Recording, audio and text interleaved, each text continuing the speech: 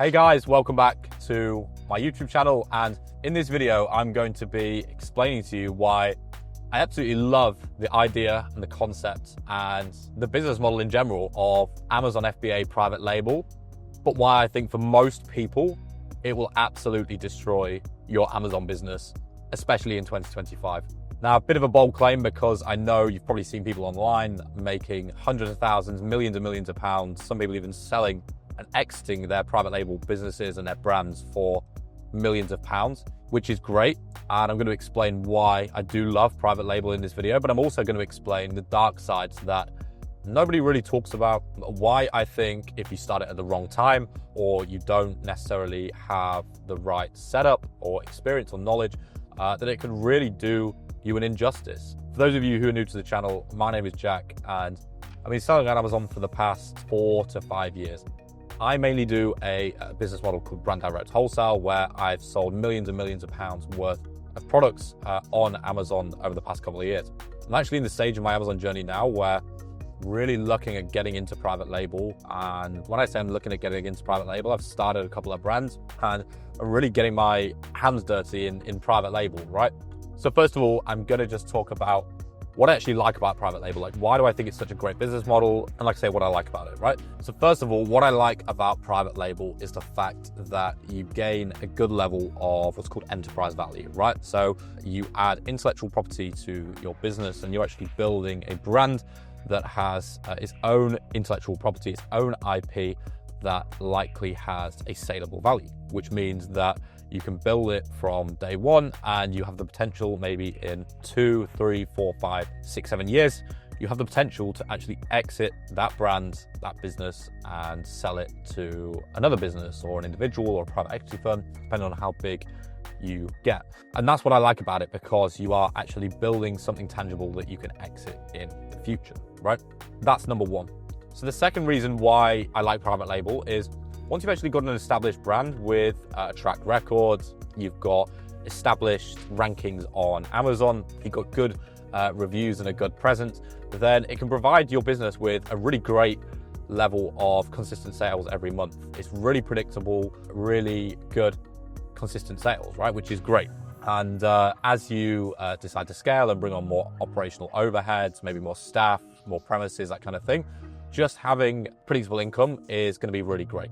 And also the fact you can actually systemize private label quite a lot in terms of after maybe 1, 2, 3 years of being in the business, you can really automate and systemize a lot of the business. So those are really the key things that I like about it. However, I think there are a lot of drawbacks and a lot of cons that a lot of people don't mention online.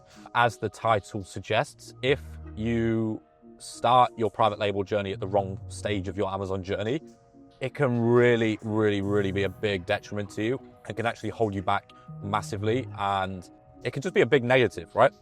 I mean, there are a couple of different reasons why I wouldn't start with private label and why I don't necessarily like it I don't think it's a beginner friendly model, is that it really does require a lot of experience, right? This is not just the case of buying and selling products. It is the full stage of building, creating a new brand, right? When that comes down to research and development of the product, sampling, making sure you choose the right factory, making sure that your quality control is on point, product designs done, getting listings created, getting photographs, videos. There are a million different complexities to private label, which a lot of people underestimate massively. With all of these complexities come time, comes money, and comes headache, right? And I'm saying that from experience. I think maybe 1 to 2 years into my Amazon journey, I really started to go for private label, and I lost a lot of money because I didn't know what I was doing.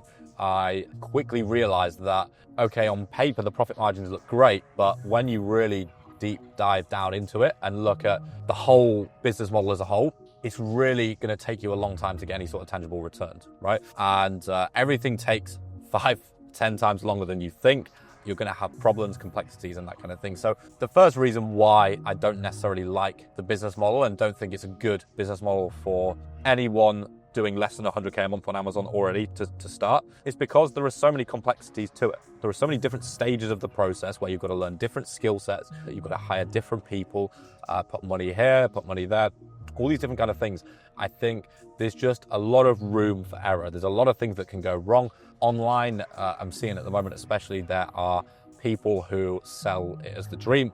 And yeah, it can be great. As I've mentioned, like private label can be great. You can make hundreds of thousands, millions of pounds from Amazon FBA private label. But if you think you're going to come in with £3,000, £2,000, £5,000 with no Amazon experience and build a really scalable private label brand, unfortunately, it's unlikely to happen. And I see it all the time. I had a couple of my students start private label brands, and people quickly realize that it's not the perfect business model to start when you don't have tens of thousands of pounds worth of capital to invest. So that's why if you are trying to start a private label brand with no capital or not a ton of capital, and in addition to that, maybe you are starting fresh from scratch, you don't have the Amazon knowledge, you've never run and operated an Amazon business before, it is just going to add layers and layers and layers of complexity. It's going to add so many more avenues that are going to allow you to basically make mistakes and potentially fail.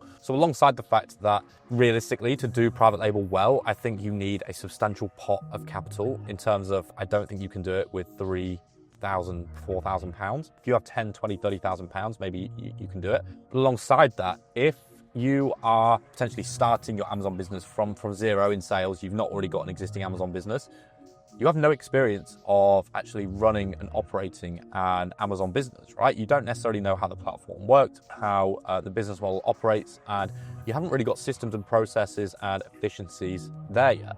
So again, you're just adding layers and layers and layers of complexity to basically give you more room and error to fail, right? Which is another reason why I think just jumping straight into private label on Amazon without doing anything else first is going to kill your business, right? It's going to be a recipe for disaster.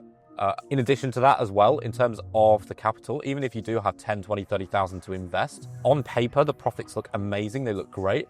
What a lot of people fail to consider is that, first of all, you have to buy probably 3 to 4 months worth of predicted sales up front, in terms of you have to buy that in stock. That might be 5, 10, 20, 30,000 pounds, depending on how much sort of you're planning to buy. But say, for example, that's one cycle of stock, which is 3 months worth of stock, right? So by the time you have paid the initial outlay for your stock, which first of all, when you are buying from overseas and especially China, especially if it's your first year or two trading with the factory or the agent directly, you're likely going to have to pay all upfront, right? You're going to have to pay full pro forma.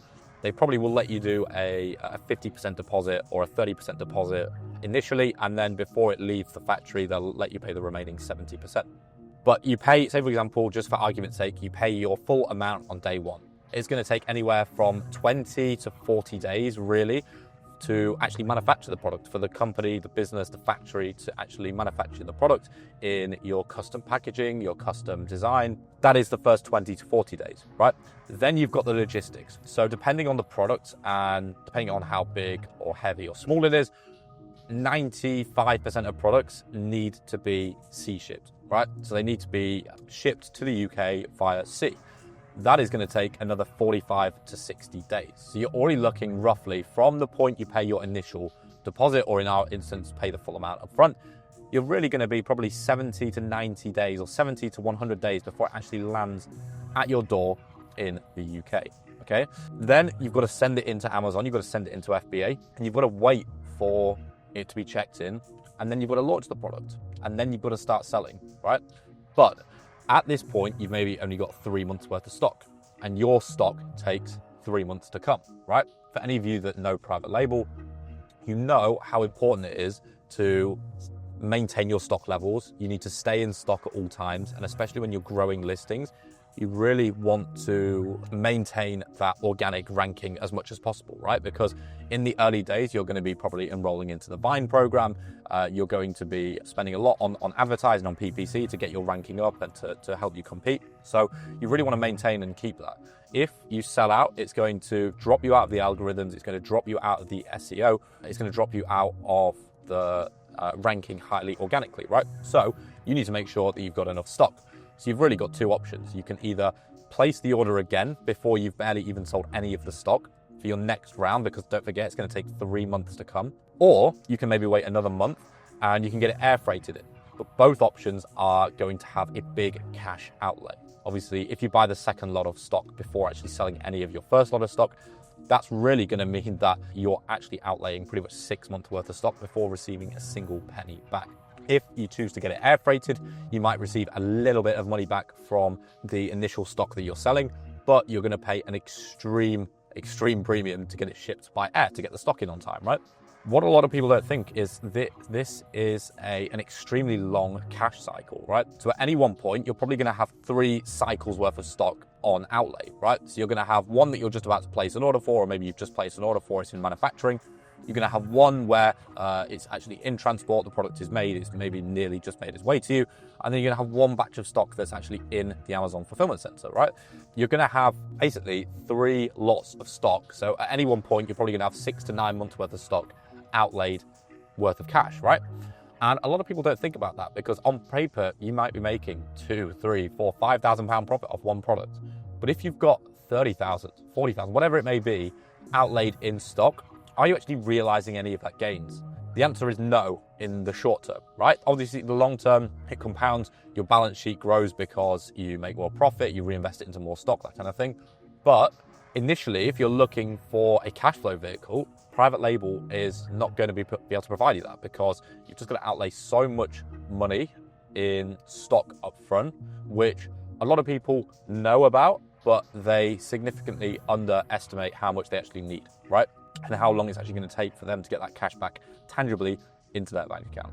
And this is not even taking into consideration any of the research and development, all of the time, all of the money you've got to put into branding the product, developing it, samples, creating the listing, ad spend. And don't forget, this is a brand new product. It may not even work, it may flop. There is a lot of risks associated with private label that I think a lot of people don't consider. And I think if you are considering it for your first point of entry to an Amazon business, in terms of you not run an Amazon business before, I think you are setting yourself up to fail unless you have significant business experience or significant cash flow behind you, or a really tangible reason why you're going to be different, right? And for most people, I just wouldn't recommend it, right? So, Jack, what's the alternative? Well, the alternative is, in short, to build a cash flowing Amazon business where you're growing and gaining experience, you're gaining cash flow, you're achieving your short to immediate term goals, which potentially maybe to earn 3 to 5 to 7,000 pound a month in profit, leave your job, get that time, financial and location freedom back, and really achieve the short term goals, right? And that can be achieved through brand direct wholesale, which is what I do. I'm not going to go into too much detail in this video. If you check out the rest of my channel, you'll be able to see what brand direct wholesale is, what I do, and how it can work for you. If you're really considering starting Amazon and you're not already at the 100K per month in sales mark, I would highly suggest scaling brand direct wholesale, building a predictable level of cash flow, and putting all that free cash flow into private label. Overall, I think private label is great, but I think it can kill your business if you don't do it right. That's all from me. See you in the next one.